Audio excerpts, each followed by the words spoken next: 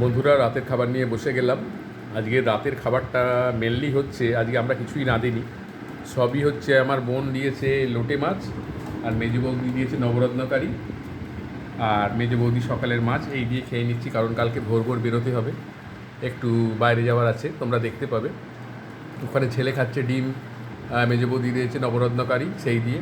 আমি খাচ্ছি লোটে মাছ দিয়ে। লোটে মাছটা খুব সুন্দর হয়েছে। এই দেখো বন্ধুরা, ভাতে মেখে ফেললাম। এত সুন্দর লোটে মাছ অনেক দিন বাদে খেলাম। তোমরা কে কে লোটে মাছ পছন্দ করো একটু জানাবে। আর এখানে বৌদিও নিচ্ছে লোটে মাছ। দেখো দেখো, বৌদিও লোটে মাছ নিচ্ছে, এত ভালো লেগেছে। কেমন হয়েছে লোটে মাছটা? এটা আমার বোন দিয়েছে, বোনের নাম ঝুমা। হ্যাঁ, আমাকে ভাইফোঁটা দেয় অন্তর থেকে বোন। হুম। আর মানে আমরা খেতে বসে গেলাম, তো দেখতে থাকো।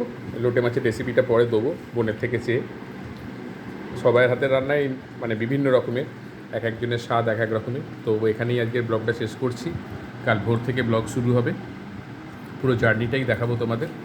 তো good night, good night. Sweet dreams. ভালো করে থেকো, কালকে ষষ্ঠী, ভালো করে ষষ্ঠীটা কাটাও।